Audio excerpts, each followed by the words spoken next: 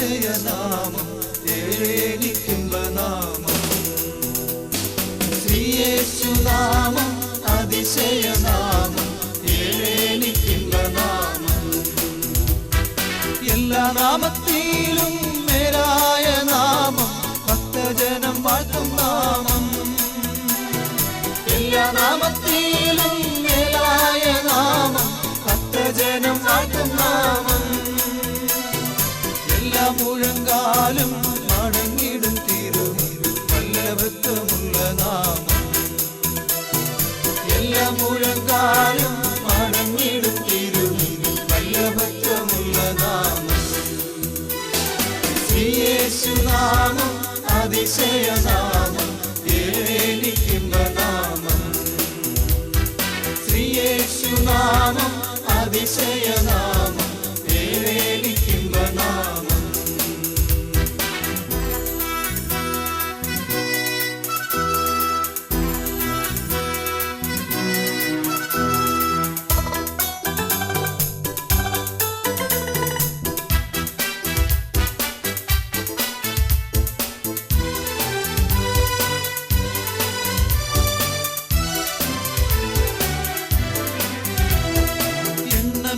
പാപം എന്നിൽ നിന്നും നീക്കാൻ എന്നിൽ കനിഞ്ഞ നാമം എണ്ണമില്ല പാപം എന്നിൽ നിന്നും നീക്കാൻ എന്നിൽ കനിഞ്ഞ നാമം അന്യനെന്ന മേലെഴുത്ത് എന്നേക്കുമായി മാറ്റുന്ന ഇന്നതെന്റെ വന്യനാമം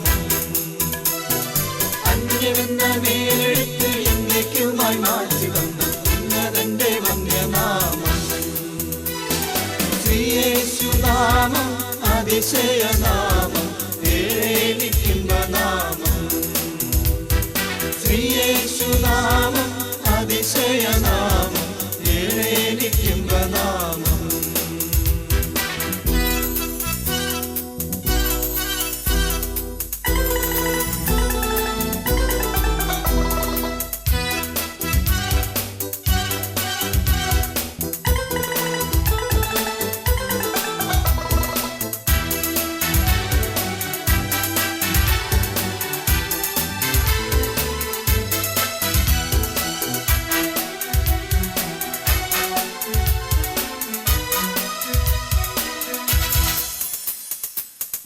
പാപപരിഹാരാർത്ഥം പാതകരെ തേടി പാരിടത്തിൽ വന്ന നാമം പാപപരിഹാരാർത്ഥം പാതകരെ തേടി പാരിടത്തിൽ വന്ന നാമം പാവമറ്റ ജീവിതത്തിൻ മാതൃകയെ കാട്ടിത്തന്ന പാവനമം പുണ്യനാമം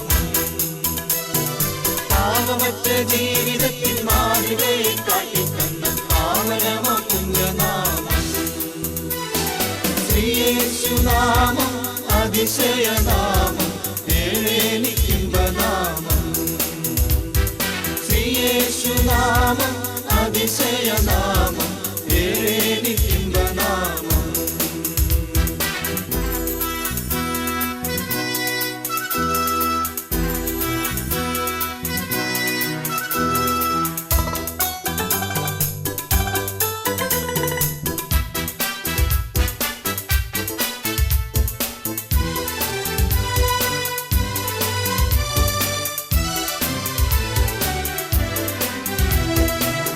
ഭൂതബാധിതർക്കും നാനാജാതിക്കാർക്കും മോചനം കൊടുക്കും നാമം ഭൂതബാധിതർക്കും നാനാജാതിക്കാർക്കും മോചനം കൊടുക്കും നാമം കുരുടർക്കും മൂടന്തർക്കും കുഷ്ഠരോഗികൾക്കുമെല്ലാം വിടുതലും നൽകും നാമം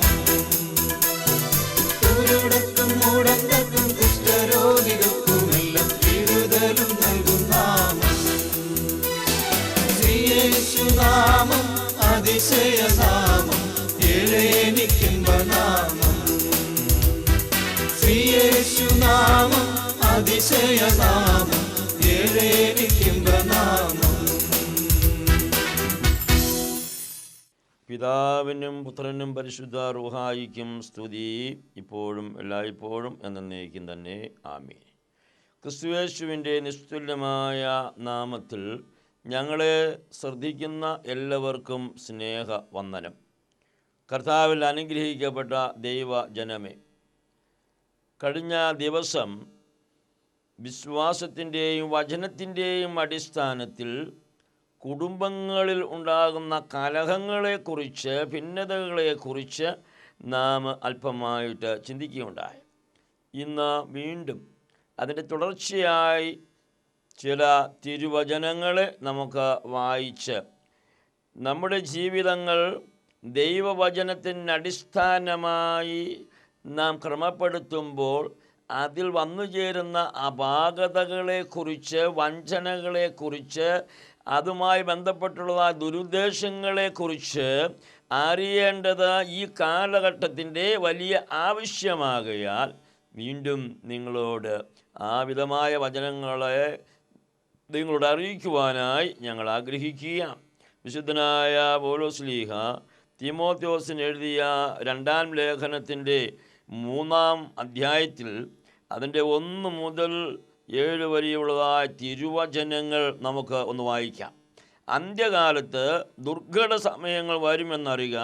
മനുഷ്യ സ്വസ്നേഹികളും ദ്രവ്യാഗ്രഹികളും വമ്പ പറയുന്നവരും അഹങ്കാരികളും ദൂഷകന്മാരും അമ്മയപ്പന്മാരെ അനുസരിക്കാത്തവരും നന്ദി കെട്ടവരും അശുദ്ധരും വാത്സല്യമില്ലാത്തവരും ഇണങ്ങാത്തവരും ഏഷണിക്കാരും അജിതേന്ദ്രിയന്മാരും ഉഗ്രന്മാരും സൽഗുണദോഷികളും ദ്രോഹികളും ധാർഷ്ട്യക്കാരും നിഗളുകളുമായി ദൈവപ്രിയമില്ലാതെ ഭോഗപ്രിയരായി ഭക്തിയുടെ വേഷം ധരിച്ച് അതിൻ്റെ ശക്തി ത്യജിക്കുന്നവരുമായിരിക്കും. അങ്ങനെയുള്ളവരെ വിട്ടൊഴിയുക. വീടുകളിൽ നൂന്ന് കടക്കുകയും പാപങ്ങളെ ചുമന്നുകൊണ്ട് നാനാമോഹങ്ങൾക്കും അധീനരായി എപ്പോഴും പഠിച്ചിട്ടും ഒരിക്കലും സത്യത്തിൻ്റെ പരിജ്ഞാനം പ്രാപിപ്പാൻ കഴിയാത്ത പെണ്ണുങ്ങളെ സ്വാധീനമാക്കുകയും ചെയ്യുന്നവർ ഈ കൂട്ടത്തിൽ ഉള്ളവർ ആകുന്നു. അന്ത്യകാലം വരുമ്പോൾ വഞ്ചനാപരമായ ഉപദേശങ്ങൾ ഉണ്ടാകും. അവർ ഭോഗപ്രിയരായി ദൈവ ഇഷ്ടമല്ലാതെ തങ്ങളുടെ ഇഷ്ടത്തിനനുസരിച്ച് ഭക്തിയുടെ വേഷം ധരിച്ച് ദൈവത്തിൻ്റെ ശക്തി വിട്ടുകളഞ്ഞുകൊണ്ട് ദൈവശക്തിയെ ത്യജിക്കുന്നവരായിട്ട് ഇതാ തങ്ങളുടെ ഭോഗേച്ഛയിൽ ശുശ്രൂഷ ചെയ്യുവാനായിട്ട് തുടങ്ങും. ഇത് ഈ കാലഘട്ടത്ത് വളരെ വ്യക്തമായി നാം കാണുന്ന യാഥാർത്ഥ്യമാണ്. അങ്ങനെയുള്ളവരെ വിട്ടൊഴിയുക. പലപ്പോഴും ഭവനങ്ങളിൽ കടന്നു വന്നിട്ട് മനുഷ്യന് വചനത്തിൻ്റേതായ രഹസ്യങ്ങൾ പറഞ്ഞ് മനസ്സിലാക്കുവാൻ ശ്രമിക്കുന്നവർ തങ്ങളുടെ ഭോഗേച്ഛകളിൽ, തങ്ങളുടെ സ്വാർത്ഥ ചിന്തകളിൽ, സ്വാർത്ഥമോഹങ്ങളിൽ മറ്റുള്ളവരെ കൂടെ ചേർക്കുവാൻ ആഗ്രഹിച്ചുകൊണ്ട് സ്വാർത്ഥപരമായ വ്യക്തിപരമായ താല്പര്യങ്ങൾക്ക് ആളുകളെ, പ്രത്യേകിച്ചും എങ്ങനെയുള്ളവരെ, അതേ വചനം വളരെ വ്യക്തമായിട്ട് പറയുന്നു, വീടുകളിൽ നൂന്ന് കടക്കുകയും പാപങ്ങളെ ചുമന്നുകൊണ്ട് നാനാമോഹങ്ങൾക്കും അധീനരായി എപ്പോഴും പഠിച്ചിട്ടും ഒരിക്കലും സത്യത്തിൻ്റെ പരിജ്ഞാനം പ്രാപിപ്പാൻ കഴിയാത്ത പെണ്ണുങ്ങളെ സ്വാധീനമാക്കുകയും ചെയ്യുന്നവർ ഈ കൂട്ടത്തിലുള്ളവരാകുന്നു. വിശ്വാസപരമായ വചനാടിസ്ഥാനത്തിലുള്ളതായ ഭിന്നതയ്ക്ക് മുഖാന്തരമായി മാറുന്നത് അധികവും സ്ത്രീകളാണ്. പുരുഷന്മാരില്ലാത്ത സമയങ്ങളിൽ വചനത്തിൻ്റെ ശുശ്രൂഷയുമായി ഭവനങ്ങളെ സമീപിക്കുകയും അവിടെ പാവപ്പെട്ട പെണ്ണുങ്ങൾക്ക് വചനമൊന്നും അറിയാതെ കൊണ്ട് കഴിയുന്നതായ സ്ത്രീകളെ അങ്ങനെയുള്ളതായ തെറ്റായ ചില കാര്യങ്ങൾ പ്രബോധിപ്പിച്ച് സത്യത്തെ മറച്ചു വെച്ചുകൊണ്ട് അവരെ സ്വാധീനിക്കുകയും അവരെ കീഴ്പ്പെടുത്തുകയും ചെയ്യുന്നത് മുഖാന്തരം ഭർത്താവ് അറിയാതെ, മക്കളറിയാതെ പലപ്പോഴും ഭാര്യ അല്ലെങ്കിൽ അമ്മ മറ്റൊരു വിശ്വാസത്തിലേക്ക് പോകുകയും അതിന്ന് കുടുംബത്തിൽ കലഹമായി തീരുകയും ആ ഭവനത്തിൽ ഭാര്യ ഒരു സഭയിൽ, ഭർത്താവ് മറ്റൊരു സഭയിൽ, മക്കൾ വേറൊരു സഭയിൽ ഒരുമിച്ച് പ്രാർത്ഥിക്കുവാൻ സാധിക്കാതെ കുടുംബം കലഹത്തിൽ ഭിന്നതയിലായിത്തീരുകയും ചെയ്യുന്നവരുണ്ട്. എന്നെ കേൾക്കുന്ന പല ഭവനങ്ങൾക്കും ഈ യാഥാർത്ഥ്യം ബോധ്യമുണ്ടെന്നാണ് എൻ്റെ ബോധ്യം. സ്നേഹിക്കപ്പെട്ടവരെ, എന്തുകൊണ്ട് ഈ വിധമായ കലഹങ്ങൾ നമ്മുടെ ഭവനങ്ങളിലേക്ക് കടന്നു വരുന്നു? നിങ്ങൾ ശ്രദ്ധയോടുകൂടെ ദൈവവചനം പഠിക്കണം. ഞാൻ ശുശ്രൂഷ ചെയ്തുകൊണ്ടിരുന്ന ഒരു ഇടവകയിൽ ഒരു ഭവനത്തിൽ ഇതുപോലെയുള്ള വലിയ പ്രശ്നം. അയൽക്കാർ എന്നോട് പറഞ്ഞു, അച്ഛാ, ഇന്നയാൾ വീട്ടിൽ എന്നും ബഹളവും അടിയുമാണ്, അച്ഛനാ വീടൊന്ന് സന്ദർശിക്കണം. പക്ഷേ അയൽക്കാർ പറഞ്ഞു എന്ന് പറഞ്ഞ ഒരു വീട്ടിൽ ചെന്ന്, എൻ്റെ ഇടവകയിൽപ്പെട്ട ഭവനമാണെങ്കിലും അവിടെ ചെന്ന് ഈ പ്രശ്നങ്ങൾ ഇടപെടുന്നത് യോഗ്യമല്ലെന്ന് എനിക്ക് ബോധ്യമുണ്ട്. ഞാൻ ആ ഭവനത്തിൻ്റെ നായകനെ വ്യക്തിപരമായി കണ്ട് ഒന്ന് സംസാരിക്കുവാൻ ശ്രമിച്ചു. ചോദിച്ചു, എന്തോ ഉണ്ട് വിശേഷം?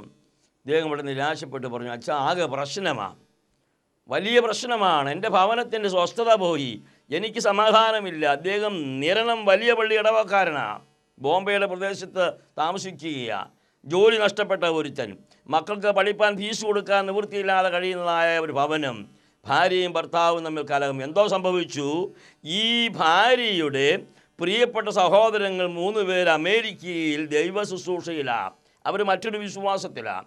അവർ കൂടെ എഴുതിക്കൊണ്ടിരുന്നു, നിൻ്റെ സാമ്പത്തിക ഭാരങ്ങൾ, നിൻ്റെ പ്രയാസങ്ങൾ, നിൻ്റെ മക്കളുടെ ആവശ്യങ്ങൾ എല്ലാം ഞങ്ങൾ ഏറ്റെടുക്കാം. പക്ഷേ നീ ഒരു കാര്യം ചെയ്യണം, ഞങ്ങൾ നിൽക്കുന്ന വിശ്വാസത്തിലേക്ക് നീ വരണം. ഈ വിഷയം കൊണ്ട് അനവധി നാളുകൾ ഭാര്യയും ഭർത്താവും കലഹത്തിലാണ്. സത്യത്തിൽ ദൈനംദിന കാര്യങ്ങൾ നടത്തുവാൻ സാമ്പത്തികമായി അവർക്ക് ഞെരുക്കമുള്ള ഒരു കാലവുമാണ്. ഒരു ദിവസം ഈ സഹോദരി ഒരു യോഗത്തിന് പോയി. ആ യോഗത്തിൽ നിന്ന് മടങ്ങി വരുമ്പോൾ തൻ്റെ കഴുത്തിൽ കിടന്നതും തൻ്റെ കാതിൽ കിടന്നതും എല്ലാം വലിച്ചു പറിച്ച് യോഗത്തിൽ അവിടുത്തെ ബാസ്ക്കറ്റിൽ ഇട്ടിട്ട് ഇവൾ മടങ്ങി വരിക. എല്ലാം ഊരി അവിടെ കളഞ്ഞിട്ട് സ്വതന്ത്രയായി ഭർത്താവിൻ്റെ ഭവനത്തിലേക്ക് വന്ന ഭാര്യയെ ഭർത്താവ് വളരെ കോപത്തോടു കൂടിയാണ് നേരിട്ടത്. ഞാൻ ആ ഭവനത്തിൽ ചെന്നു, ഭാര്യയുമായും കൂടെ സംസാരിച്ചു. അപ്പോൾ ആ സ്ത്രീ ഒരു വലിയ രഹസ്യം വെളിപ്പെടുത്തി. അച്ഛാ, ഞാൻ ഇത്രയും കാലം ജീവിച്ചിട്ടും സത്യത്തെ ഗ്രഹിച്ചില്ല. എൻ്റെ സഹോദരന്മാർ അനവധി നാളുകളായി എന്നോട് പറയുന്നു, പക്ഷേ എനിക്ക് ഈ കഴിഞ്ഞ നാളുകളിൽ സത്യം അറിയുവാനായിട്ട് സാധിച്ചു. അതുകൊണ്ട് ഞാനിപ്പോൾ സത്യത്തിൻ്റെ ഭാഗത്ത് നിൽക്കുകയാണ്. എനിക്ക് വലിയ സന്തോഷമുണ്ട്. ഞാൻ ചോദിച്ചു, മകളെ, എന്താണ് ഈ സത്യം? ആ സ്ത്രീ യെശയ്യാ പ്രവാചകൻ്റെ പുസ്തകം 52-ാം അധ്യായം 1 മുതൽ എടുത്ത് വായിച്ചു. ഞാനൊന്ന് വായിക്കട്ടെ.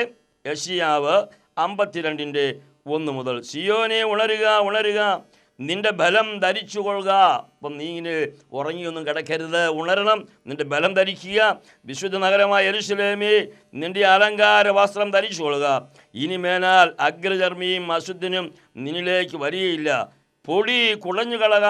യെരൂശലേമേ, എഴുന്നേൽക്കുക, എഴുന്നേറ്റിരിക്ക. യെരൂശലേമേ, എഴുന്നേറ്റിരിക്ക. ബദ്ധയായ സിയോൻ പുത്രി, നിൻ്റെ കഴുത്തിലെ ബന്ധനങ്ങളെ അഴിച്ചു കളയുക. യഹോവ ഈ പ്രകാരം അരുളി ചെയ്യുന്നു. ബദ്ധയായ സിയോൻ പുത്രി, നിൻ്റെ കഴുത്തിലെ ബന്ധനങ്ങളെ അഴിച്ചു കളക. യഹോവയാകും ദൈവം ഇങ്ങനെ അരുളിച്ചു. ഞാൻ സത്യത്തെ അറിഞ്ഞു. എൻ്റെ കഴുത്തിൽ ബന്ധിച്ചിരുന്ന താലിമാലായും ബാക്കിയുള്ളതും എല്ലാം ഞാൻ അതുകൊണ്ട് യഹോവയുടെ കൽപ്പന പ്രകാരം എല്ലാം ഉപേക്ഷിച്ചു. അതെല്ലാം ഞാൻ വലിച്ചെറിഞ്ഞിപ്പോൾ സ്വതന്ത്രയായിരിക്കുകയാണ്. ഇതാണ് കലഹത്തിൻ്റെ മർമ്മം. എന്തുപറ്റി? വചനം അവ്യക്തമായും വഞ്ചനാപരമായും തന്ത്രപരമായും പ്രയോഗിച്ചപ്പോൾ ഇസ്രയേലിൻ്റെ സ്വാതന്ത്ര്യത്തെ, അവന്മേൽ തട്ടിയിരിക്കുന്നതായ എല്ലാ അശുദ്ധിയെയും തിന്മയെയും ബന്ധനമെന്ന് കണ്ടുകൊണ്ട് അവൻ്റെ അടിമത്തത്തിൻ്റെ ചങ്ങലകൾ വലിച്ചെറിയുവാൻ തക്കവണ്ണം പ്രവാചകൻ പറഞ്ഞ കാര്യം, താലിയോ മാലയോ ഇല്ലാത്ത ഇസ്രയേലിൻ്റെ പാരമ്പര്യത്തിൽ കിടക്കുന്ന ഈ പ്രവാചക മർമ്മം താലിമാല ധരിക്കുന്നതായ ഇന്ത്യയിലെ ക്രിസ്ത്യാനികൾക്ക് വ്യാഖ്യാനിച്ചു കൊടുത്തപ്പോൾ, നിൻ്റെ കഴുത്തിലെ ബന്ധനം എന്ന് പറയുന്നത് നിൻ്റെ താലിമാലായും നീ ഇട്ടിരിക്കുന്നതായ കമ്മലും മോതിരവും ഒക്കെയാണ്, അതെല്ലാം ഊരി വലിച്ചെറിയുവാനുള്ള കൽപ്പനയായി മാറി. ഇന്ന് അനവധിയായ ശുശ്രൂഷകർ ദൈവവചനത്തെ സ്വാർത്ഥതയോടുകൂടെ ഇപ്രകാരം ദൈവിക ശുശ്രൂഷ എന്ന് പറഞ്ഞുകൊണ്ട് കാട്ടിക്കൂട്ടുന്നതായ വേലകൾ അവരെല്ലാം സമ്പന്നതയുടെ മട്ടുപ്പാവിലേക്ക് കൈപിടിച്ചുയർത്തുകയാണ്. അനവധിയായ ശുശ്രൂഷകർ കോടീശ്വരന്മാരായി വളരുന്നത് ദൈവവചനത്തെ കോട്ടിക്കളഞ്ഞുകൊണ്ട് അവരുടെ സ്വാർത്ഥതയിലേക്ക് വ്യാഖ്യാനിച്ച് അനവധി ആളുകളെ വഴിതെറ്റിക്കുന്നത് മുഖാന്തരമാണ്. സ്നേഹിക്കപ്പെട്ട ദൈവജനമേ, നിങ്ങൾ വഞ്ചിതരാകരുത്. യെശയ്യാവ് കഴുത്തിലെ ബന്ധനങ്ങളെ അഴിക്കുവാനായിട്ട് പറയുന്നു എങ്കിൽ അത് താലിമാലയും ആഭരണങ്ങളും വലിച്ചെറിയുവാനുള്ളതായ സന്ദേശമല്ല. പിന്നെയോ അവൻ്റെ അടിമത്വത്തിന്, അവൻ്റെ അശുദ്ധിയെ, അവൻ്റെ പൊടിയെ, അവനിലുള്ളതായ ജീർണിച്ചവസ്ഥകളെ വലിച്ചെറിഞ്ഞിട്ട് ജീവൻ്റെ അനുഭവത്തിലേക്ക്, ദൈവപക്ഷത്തേക്ക് വരുവാനുള്ള ആഹ്വാനമാണ്. ഇങ്ങനെ വചനത്തെ തെറ്റായി പഠിപ്പിക്കുന്നവരോട് ഞാൻ ചോദിക്കട്ടെ, യിരെമ്യാവ് തൻ്റെ പ്രവാചകന വാക്യങ്ങളിലൂടെ ഓർപ്പിക്കുന്നു. യിരെമ്യാവിൻ്റെ പുസ്തകം 2-ാം അധ്യായത്തിൻ്റെ 32-ാമത്തെ വാക്യം, ഒരു കന്യക തൻ്റെ ആഭരണങ്ങളും ഒരു മണവാട്ടി തൻ്റെ അരക്കച്ചയും മറക്കുമോ? യെശയ്യാവ് ആഭരണങ്ങൾ ഊരിക്കളയുവാനായിട്ട് പറഞ്ഞപ്പോൾ യിരെമ്യാവ് ഒരു മണവാട്ടി തൻ്റെ ആഭരണത്തെ മറക്കുകയില്ല എന്ന് എഴുതിയിരിക്കുമ്പോൾ ഈ രണ്ട് വാക്യങ്ങളും കൂടെ എങ്ങനെയാണ് നിങ്ങൾ വ്യാഖ്യാനിക്കുന്നത്? എങ്ങനെയാണ് നിങ്ങൾ പഠിക്കുന്നത്? ദൈവജനമേ, സ്വാർത്ഥതയിലേക്ക് ദൈവത്തിൻ്റെ വചനം നീ മറിച്ച് കളയരുത്. ദൈവത്തിൻ്റെ വചനം സത്യമായി ഇരിക്കണം. അതിനോട് കൂട്ടിച്ചേർക്കരുത്. നേരായി അതിനെ പഠിപ്പിക്കണം. സ്വാർത്ഥതയിലൂടെ ദൈവത്തിൻ്റെ വചനം ഉപയോഗിക്കുന്നത്, അലക്ഷ്യമായി ഉപയോഗിക്കുന്നത് ലാഭകരമായിരിക്കാം. പക്ഷെ ദൈവസന്നിധിയിൽ ഏറ്റവും കുറ്റകരമായിരിക്കുന്ന ഒരനുഭവമാണ് എന്ന് ഓർക്കണം. ആകയാൽ സ്നേഹിക്കപ്പെട്ട സ്ത്രീജനങ്ങളെ ശ്രദ്ധിക്കുക. സ്ത്രീകൾ തനിച്ചായിരിക്കുമ്പോൾ ഭവനങ്ങളിൽ കടന്നു വന്ന് ഭാര്യയെയും ഭർത്താവിനെയും തമ്മിൽ വിശ്വാസത്തിൽ ഭിന്നിപ്പിക്കുകയും ആ ഭവനത്തിൽ വിശ്വാസത്തിൻ്റെ കലഹത്തിൻ്റെ വിത്ത് വിതയ്ക്കുകയും ചെയ്യുന്ന ശുശ്രൂഷകരെ നിങ്ങൾ പ്രത്യേകം ശ്രദ്ധിച്ചു കൊള്ളണം. തീമോത്തിയോസിനോട് എഴുതിയ പൗലോസിൻ്റെ വചനം, അത് 2 തീമോത്തിയോസ് 3-5 വാക്യം നമ്മെ ഓർപ്പിക്കുന്നത്, അങ്ങനെ ഭവനങ്ങളിൽ നുഴഞ്ഞു കയറുന്നവരെ വിട്ടൊഴിയണമെന്നാണ്. പലപ്പോഴും ഈ വചന ശുശ്രൂഷ എന്ന് പറഞ്ഞ് ഭവനങ്ങളിലേക്ക് വരുന്നവരെ വചന ശുശ്രൂഷയല്ലേ എന്ന് വിചാരിച്ച് സ്വീകരിക്കുകയും അതുവഴി ഭവനങ്ങൾ വിശ്വാസത്തിൻ്റെ അനൈക്യതയിലേക്ക് പോകുകയും അവരെ പരസ്പരം ഭിന്നിപ്പിക്കുകയും ചെയ്യുന്ന അനവധി വേലക്കാരുള്ളത് കൊണ്ട് ഇങ്ങനെയുള്ളവരെ വിട്ടൊഴിയണമെന്ന ദൈവവചനം നിങ്ങൾ ശ്രദ്ധയോടെ ഉൾക്കൊള്ളുക. റോമാലേഖനത്തിൽ വീണ്ടും പൗലോസ്ലീഹ പറയുന്നു, റോമാലേഖനം 16-17 വാക്യം, സഹോദരന്മാരെ, നിങ്ങൾ പഠിച്ച ഉപദേശത്തിന് വിപരീതമായ ദ്വന്ദ്പക്ഷങ്ങളെയും ഇടർച്ചകളെയും ഉണ്ടാക്കുന്നവരെ സൂക്ഷിച്ചു കൊള്ളണമെന്ന് ഞാൻ നിങ്ങളെ പ്രബോധിപ്പിക്കുന്നു. അവരോട് അകന്ന മാറുവീൻ. നിങ്ങൾ പൂർവികമായി പഠിച്ചിരിക്കുന്ന, നിങ്ങളുടെ പിതാക്കന്മാർ നിങ്ങൾക്ക് തന്നിരിക്കുന്നതായ ആ വിശ്വാസത്തെ ഭിന്നിപ്പിക്കുകയും ദ്വന്ദ്പക്ഷമുണ്ടാക്കുകയും ചെയ്യുവാൻ തക്കവണ്ണം നിങ്ങളുടെ അടുക്കൽ ഉപദേശവുമായി കടന്നു വരുന്നവരെ, അവരെക്കുറിച്ചാണ് പറയുന്നത്.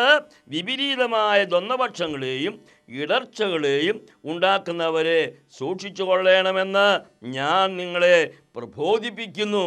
അവരോട് അകന്ന് മാറുവിൻ. അങ്ങനെയുള്ളവർ നമ്മുടെ കർത്താവായ ക്രിസ്തുവിനെയല്ല, തങ്ങളുടെ വയറിനെയത്രേ സേവിക്കുകയും ചക്രവാക്കും മുഖസ്തുതിയും പറഞ്ഞ് സാധുക്കളുടെ ഹൃദയങ്ങളെ വഞ്ചിക്കുകയും ചെയ്യുന്നു. ഇങ്ങനെ വഞ്ചനാപരമായ വേല ഈ കാലഘട്ടത്തിൽ ശക്തി പ്രാപിക്കുന്നു.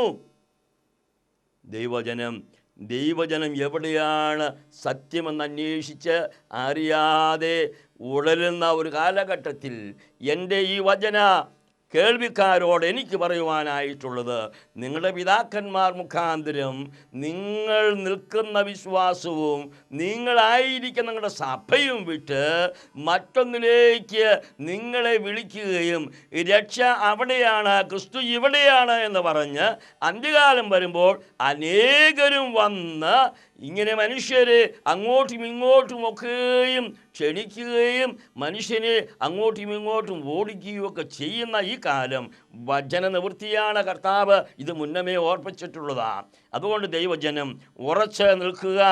നിങ്ങൾ നിങ്ങളുടെ വിശ്വാസത്തിൽ നിന്നുകൊണ്ട് യേശുവിനെ നിങ്ങളുടെ കർത്താവ് രക്ഷിതാവുമായി സ്വീകരിക്കുക. നിങ്ങൾ നിൽക്കുന്നിടത്ത് നിന്നുകൊണ്ട് ഈ കേൾക്കുന്ന വചനം ഏത് വിശ്വാസി എന്നുള്ളതല്ല, ഏത് സഭക്കാരൻ എന്നുള്ളതല്ല, നിങ്ങൾ ആരുമാകട്ടെ, നിങ്ങൾ നിൽക്കുന്നിടത്ത് നിന്നുകൊണ്ട് യേശുവിനെ രക്ഷിതാവും കർത്താവുമായും സ്വീകരിക്കുവാനായിട്ട് ആവശ്യമുണ്ട്. ഭിന്നതയുണ്ടാക്കുവാൻ തക്കവണ്ണം ഉപദേശവുമായി കടന്നു വരുന്നവരോട് അകന്നു നിൽക്കുവാൻ നിങ്ങൾക്ക് മനസ്സുണ്ടാകണം. ഞാൻ പറഞ്ഞുവല്ലോ, ആ ഭവനത്തിലേക്ക് കടന്നു ചെന്നു. ആ സഹോദരിയോട് ഞാൻ പറഞ്ഞു, സഹോദരി, ഇതാണ് സത്യം. ഇത് താലിമാല വലിച്ചെറിയുവാനോ ആഭരണം ഊരിക്കളയുവാനുള്ള വചനമല്ല. ഇസ്രായേലിൻ്റെ ശുദ്ധീകരണത്തിനും അവൻ്റെ സ്വാതന്ത്ര്യത്തിനുള്ളതായ ആഹ്വാനമാണത്. അതുകൊണ്ട് നീ തെറ്റിദ്ധരിപ്പിക്കപ്പെട്ടുകൊണ്ടിരിക്കുകയാണ്. അപ്പോൾ ആ പ്രിയപ്പെട്ടവൾ പറയുന്നത്, അച്ഛാ, എൻ്റെ സഹോദരന്മാർ അമേരിക്കയിൽ വർഷങ്ങളായി സമ്പന്നരായി കഴിയുന്നുണ്ട്. അതുകൊണ്ട് എഴുത്തുകൾ നോക്കി എന്ത് സഹായവും ചെയ്യുവാൻ അവർ തയ്യാറാണ്. പക്ഷെ ഒന്ന് ഞാൻ ചെയ്യണം, ഞാൻ കുടുംബമായി എൻ്റെ ഭർത്താവും മക്കളും അവർ നിൽക്കുന്ന സഭയിലേക്ക് ചേരണം. അതല്ലാത്തടത്തോളം കാലം അവരൊന്നും ചെയ്യുകയില്ല. സ്നേഹിക്കപ്പെട്ടവരെ, ഇന്ന് ഇങ്ങനെ വചന ശുശ്രൂഷ നടത്തുന്ന പലരെയും എനിക്ക് നേരിട്ട് പരിചയമുണ്ട്. ഇത് ദൈവികമാണോ? ഇത് മാനുഷികമാണോ? ഇതണ്ടുമല്ല പ്രിയപ്പെട്ടവരെ. സഹോദര ബന്ധം വിശ്വാസത്തിനും സഭയ്ക്കും അടിസ്ഥാനമാക്കി നീ മാറ്റിക്കളയുന്നുവെങ്കിൽ എത്രയോ ദുഃഖകരമാണത്. സ്നേഹം എന്നത് എല്ലാ വരങ്ങളെക്കാൾ ശ്രേഷ്ഠമെന്ന അപ്പോസ്തലൻ പഠിപ്പിക്കുമ്പോൾ സ്വന്തം സഹോദരിയെ സ്നേഹിക്കാത്ത നിനക്ക് നിൻ്റെ ദൈവത്തെ സ്നേഹിക്കുന്നു എന്ന് പറയുവാൻ എന്ത് അവകാശമാണ് ഉള്ളത്? അതുകൊണ്ട് സ്നേഹിക്കപ്പെട്ട ജനമേ, ജീവൻ്റെ വചനം പ്രാഗൽഭ്യത്തോടുകൂടെ നിങ്ങൾ കേൾക്കുകയും നിങ്ങൾ നിൽക്കുന്നിടത്ത് നിൽക്കുകയും യേശു കർത്താവിനെ സ്വന്തം ഹൃദയത്തിൽ നിങ്ങൾ സ്വീകരിക്കുകയും ചെയ്യുക. കർത്താവിനെ സ്വന്തം ഹൃദയത്തിൽ കാണാതെ, സ്വന്തം ഹൃദയത്തിൽ കർത്താവില്ലാതെ നിങ്ങൾ യോഗങ്ങളും ധ്യാനകേന്ദ്രങ്ങളും മാറി മാറി നടന്നാൽ അവിടെയൊന്നും യേശുവിനെ നിങ്ങൾ കണ്ടെത്തുവാൻ സാധിക്കുകയില്ല. അവിടെയൊന്നും യേശുവിനെ നിങ്ങൾക്ക് കാണുവാൻ സാധിക്കുകയില്ല. സ്വന്തം ഹൃദയത്തിൽ യേശു ഉണ്ടോ, അവൻ യേശുവിനോടുകൂടെയും യേശു അവനോടുകൂടെയുമായിരിക്കും. അവനെ തിരക്കി നീ അവിടെ ഇവിടെയെല്ലാം ഓടി ഇങ്ങനെ ഭാരപ്പെടേണ്ട കാര്യമില്ല. അതുകൊണ്ട് ഒരു സഹോദരൻ തൻ്റെ സഹോദരിയെ വിശ്വാസപരമായി അന്യാക്കുന്നുവെങ്കിൽ അത് ദൈവ വചനത്തിന് വിരുദ്ധമായിരിക്കുന്നതായ ഒരു യാഥാർത്ഥ്യമാണ് എന്ന് ഞാൻ നിങ്ങളുടെ മുമ്പിൽ വചനസത്യമായി വെളിപ്പെടുത്തുന്നു. അതെ, പൗലോസ്ലീഹ തിമോത്തിയോസിന് എഴുതിയ 1-ാം ലേഖനം അതിൻ്റെ 5-ാം അധ്യായത്തിൽ 8-ാം തിരുവചനത്തിലൂടെ നമ്മോട് പറയുന്ന സത്യമുണ്ട്. നാം ആ വചനം തിരിച്ചറിയണം. 1 തിമോത്തിയോസ് 5:8 പൗലോസ്ലീഹ നമ്മോട് പറയുന്ന വചനം നാം നമ്മുടെ സഹോദര ബന്ധങ്ങളിൽ എപ്രകാരം ആയിരിക്കണമെന്ന സത്യത്തെ നമ്മോട് ഓർമ്മപ്പെടുത്തുകയാണ് ചെയ്യുന്നത്. അതുകൊണ്ട് സത്യവചനമനുസരിക്കുന്ന ദൈവജനം തങ്ങളുടെ കുടുംബ ബന്ധത്തിൽ, സാഹോദര്യ ബന്ധത്തിൽ എപ്രകാരം പ്രവർത്തിക്കണമെന്ന് വചനത്തിൻ്റെ മർമ്മം തിരിച്ചറിയുക. അതെ, വായിക്കാം. 1 തിമോത്തിയോസ് 5:8 വാക്യം. തനിക്കുള്ളവർക്കും പ്രത്യേകം സ്വന്തം കുടുംബക്കാർക്കും വേണ്ടി കരുതാത്തവൻ വിശ്വാസം തള്ളിക്കളഞ്ഞ് അവിശ്വാസിയേക്കാൾ അധമനായിരിക്കുന്നു. ഒന്നുകൂടെ വായിക്കട്ടെ. തനിക്കുള്ളവർക്കും പ്രത്യേകം സ്വന്തം കുടുംബക്കാർക്കും വേണ്ടി കരുതാത്തവൻ വിശ്വാസം തള്ളിക്കളഞ്ഞ് അവിശ്വാസിയേക്കാൾ അധമനായിരിക്കുന്നു. അമേരിക്കയിലെ സഹോദരൻ, നീ ആ വിശ്വാസവും കഴുത്തി കിടക്കുന്ന താലിമാലയും എല്ലാം വലിച്ചെറിഞ്ഞ് ഞങ്ങളുടെ കൂടെ ആയാൽ നിൻ്റെ എല്ലാ ഭാരങ്ങളും നിൻ്റെ മക്കളുടെ പ്രശ്നങ്ങളും ഞങ്ങൾ ഏറ്റെടുത്തുകൊള്ളാമെന്ന് പറഞ്ഞാൽ അത് വഞ്ചനയാണ്. താൻ വിശ്വാസിയാണുവെങ്കിൽ തനിക്കുള്ളവർക്കും തൻ്റെ കുടുംബക്കാർക്കും വേണ്ടി കരുതുവാനുള്ളതായ ദൈവീയ കൽപ്പന അവൻ്റെ മേലുണ്ട്. അതവൻ നിരസിച്ചിട്ട് സ്വാർത്ഥതയോടുകൂടെ വഞ്ചനയോടുകൂടെ വചനം അറിയിക്കുമ്പോൾ ഓർക്കുക, നീ ദൈവത്തെ വഞ്ചിക്കുക. തൻ്റെ കുടുംബക്കാർക്ക്, തൻ്റെ പ്രിയപ്പെട്ടവർക്ക്, തൻ്റെ സഹോദരങ്ങൾക്ക് വേണ്ടി കരുതാതെ ജീവിക്കുന്ന, അവരുടെ ഭാരങ്ങളെ അറിയാതെ ജീവിക്കുന്ന, അവരുടെ പങ്കാളികളാകാതെ കഴിയുന്ന ഒരു വ്യക്തിയും അവനെന്ത് കൃപാവരമുണ്ടെന്ന് പറഞ്ഞാലും ഏത് വരം ലഭിച്ചു എന്ന് പറഞ്ഞാലും ഈ സ്നേഹമെന്ന വരം നഷ്ടമായിരിക്കുക. സ്നേഹമാകുന്ന വരം നഷ്ടമാക്കി നിങ്ങൾ ദൈവവചനത്തിൽ ശുശ്രൂഷകരായിരുന്നാൽ, ഞാനായിരുന്നാൽ അതൊന്നും സ്വർഗത്തിൽ പ്രസാദകരമല്ല. തൻ്റെ കുടുംബക്കാർക്കും തനിക്കുള്ളവർക്കും വേണ്ടി കരുതാത്തവൻ വിശ്വാസം ത്യജിച്ച് ജാതിയേക്കാൾ അധമനായി തീർന്നിരിക്കുന്നു. അവൻ്റെ അവസ്ഥ ജാതിയേക്കാൾ മോശമാണ്. പ്രിയപ്പെട്ടവരെ, ഈ ദൈവീയ യാഥാർത്ഥ്യങ്ങൾ ആ പാവപ്പെട്ട കുടുംബത്തിൽ വെളിപ്പെട്ടപ്പോൾ അവർ തൻ്റെ സഹോദരന്മാരോട് പറഞ്ഞു, നിങ്ങളുടെ പണവും വേണ്ട, സഹായവും വേണ്ട, ഞങ്ങൾക്ക് ദൈവികമായിരിക്കുന്ന കൃപമതി എന്ന് പറയുവാൻ തക്കവണ്ണം കർത്താവിനെ ആ കുടുംബത്തിൽ അവർ സ്വീകരിച്ചു. തങ്ങളുടെ ജീവിതത്തിലെ ഭവനത്തിൽ, കുടുംബത്തിൽ കർത്താവിൻ്റെ സാന്നിധ്യം അവർ അനുഭവിക്കുവാൻ തുടങ്ങി. അവിടെ കലഹം മാറി, അവിടെ സ്നേഹം വർദ്ധിച്ചു.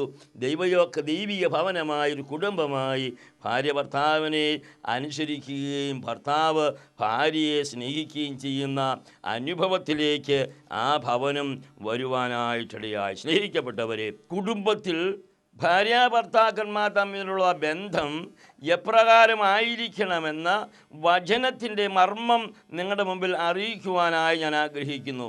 വിശുദ്ധനായ പൗലോസ് ശ്ലീഹ കൊലോസ്യർക്ക് എഴുതിയ ലേഖനം 3-ാം അധ്യായത്തിൻ്റെ 18 മുതലുള്ള വാക്യങ്ങൾ.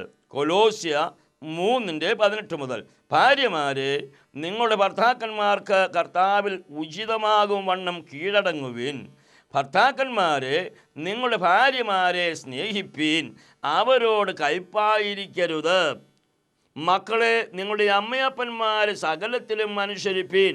ഇത് കർത്താവിൻ്റെ ശിഷ്യന്മാരിൽ കണ്ടാൽ പ്രസാദകരമല്ലോ. പിതാക്കന്മാരെ നിങ്ങളുടെ മക്കൾ അധൈര്യപ്പെടാതിരിക്കേണ്ടതിന് അവരെ കോപിപ്പിക്കരുത്. ദാസന്മാരെ ജഡപ്രകാരമുള്ള യജമാനന്മാരെ സകലത്തിലും അനുസരിപ്പീൻ. മനുഷ്യരെ പ്രസാദിപ്പിക്കുന്നവരെ പോലെ ദൃഷ്ടിസേവകളാലല്ല, കർത്താവിനെ ഭയപ്പെട്ടുകൊണ്ട് ഹൃദയത്തിൻ്റെ ഏകാഗ്രതയോടെ അത്രേ അനുസരിക്കേണ്ടത്. ദൈവജനമേ, ഹൃദയത്തിൻ്റെ ഏകാഗ്രതയോടുകൂടെ കർത്താവിനെ ഹൃദയത്തിൽ സ്വീകരിച്ചുകൊണ്ട് കുടുംബം ഐക്യപ്പെട്ടുകൊണ്ട് ജീവിക്കണം. നാം തുടങ്ങിയത് സ്വർഗത്തിൽ കുടുംബമായി പേരെഴുതപ്പെടണം. പരസ്പരം കലഹിക്കരുത്, പരസ്പരം ഭിന്നിക്കരുത്. അപ്പനമ്മമാരെ ബഹുമാനിക്കുന്ന മക്കളുണ്ടാകണം. ഭർത്താവ് ഭാര്യയെ സ്നേഹിക്കണം, അവളോട് കയ്പായിരിക്കരുത്. ഭാര്യമാർ തങ്ങളുടെ ഭർത്താക്കന്മാരെ സകലത്തിലും അനുസരിക്കണം. എൻ്റെ വാക്കുകളെ ചുരുക്കട്ടെ. ഓർക്കുക, എപ്പോഴും വഞ്ചനപരമായിരിക്കുന്ന സ്വാർത്ഥതയോടുള്ളതായ വചന ശുശ്രൂഷ അത് ലാഭകരമാണ് എന്നുള്ളത് ഒരു സത്യമാണെന്ന് ഓർക്കുക. എന്നാൽ അത് ദൈവികമല്ല, അത് പൈശാചികമാണ്. അപ്രകാരമുള്ളതിനെ തിരിച്ചറിയുകയും അത് മുഖാന്തരം കുടുംബങ്ങളിലേക്ക് കലഹവും ഭിന്നതയും കടന്നു വരാതെ ശ്രദ്ധയോടുകൂടെ ദൈവത്തിൻ്റെ കൃപയിൽ കർത്താവിനെ ഹൃദയത്തിൽ സ്വീകരിച്ച് അന്യോന്യം അനുസരിച്ചും സ്നേഹിച്ചും ബഹുമാനിക്കുകയും ചെയ്യുവാൻ നമുക്ക് സാധിക്കട്ടെ. നമ്മുടെ തലകളെ വണക്കാം. കരുണാമയനായ ദൈവമേ, സ്വർഗസ്ഥ പിതാവേ, ജീവൻ്റെ വചനം സത്യമായി അറിയുവാൻ, കർത്താവെ ജീവൻ്റെ വചനം സത്യമായി അറിയിക്കുവാൻ, അങ്ങനെ ആത്മാവിലും സത്യത്തിലും ഈ ശുശ്രൂഷ ചെയ്യുവാൻ അടിയങ്ങളെ നീ അനുഗ്രഹിക്കണമേ. ഈ കാലഘട്ടത്തിൽ കർത്താവെ സ്വാർത്ഥതയോടും തിന്മയോടും കൂടെ ദുരുദ്ദേശത്തോടുകൂടെ വഞ്ചനാപരമായി അനവധിയായ സുവിശേഷ വചനങ്ങൾ ഇങ്ങനെ പ്രഘോഷിപ്പിക്കപ്പെടുമ്പോൾ വഞ്ചിതരായി പോകാതെ ജീവൻ്റെ മാർഗം വിട്ട്, ജീവൻ്റെ വചനം വിട്ട് മായയുടെ പിന്നാലെ പോകാതെ സത്യത്തിൻ്റെ പരിജ്ഞാനത്തിൽ ഈ സമൂഹം മുഴുവനും എല്ലാ മക്കളുമായി തീരുവാൻ കൃപ ചെയ്യണമേ. ഞങ്ങൾ നിനക്കും നിൻ്റെ പിതാവിനും നിൻ്റെ പരിശുദ്ധാത്മാവിനും സ്തുതിയും സ്തോത്രവും സമർപ്പിക്കുന്നു, ഇപ്പോഴും എപ്പോഴും എന്നേക്കും തന്നെ. ആമേൻ.